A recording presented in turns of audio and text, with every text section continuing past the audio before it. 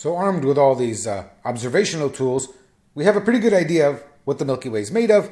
In this first clip, let's sort of lay out the pieces, and later we'll study each of them in turn and see what we can say about them. So what is the Milky Way made of?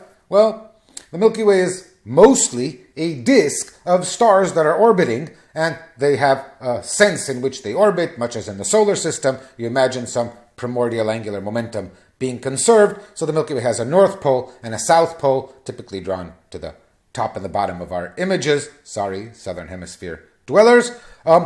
And in the disk, in fact, the disk is broken up into two different components. This is a relatively recent find. There is a thin disk, only about a third of a kiloparsec, so only about 300 parsecs thick, 1,000 light years, and with a radius of about 25 kiloparsecs. And remember, the sun that way, being 8 kiloparsecs from the center, is about a third of the way to the edge of the disk. The thin disk has the bulk of the mass, the stars in the galaxy.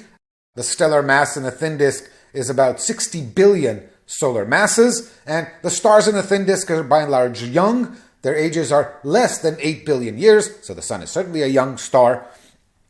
And the thin disk is surrounded by a thicker disk with about the same radius, but 3 times the thickness. So 3,000 light years, a kiloparsec in thickness. And the total mass in the thick disk is negligible, if you want, only 3 billion solar masses.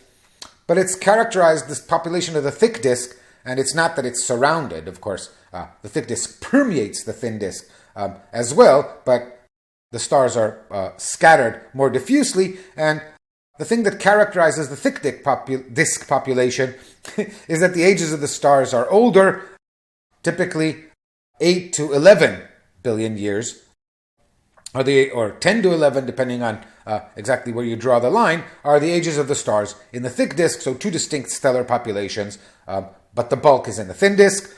At the center is a bulge, where the galaxy bulges to a greater thickness. Of course, the disk thickens out as it approaches the bulge, but there is a distinct structure called the bulge, and as it has been discovered in the past decade, it's actually not a sphere as drawn in this image, but it has a bar-shaped, and therefore, while its height is about 2 kiloparsecs, its length along the long axis of the bulge is 5 kiloparsecs, and this contains about 10 billion solar masses. The stars in the bulge have all kinds of ages. There are different populations, perhaps 3 different populations, including very young stars, 200 million years or younger, and some very old stars.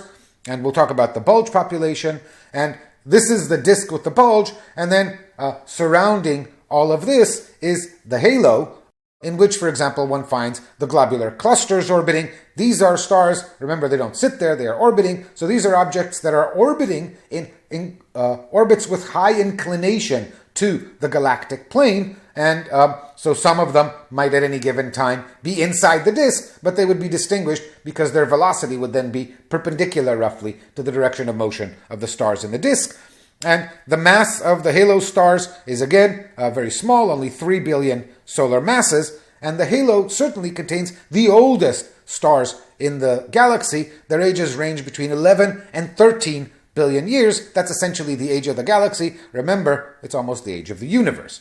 The asterisk is because there's a component of the halo that I have not discussed here. It's been recently discovered, and we'll discuss it when the time comes.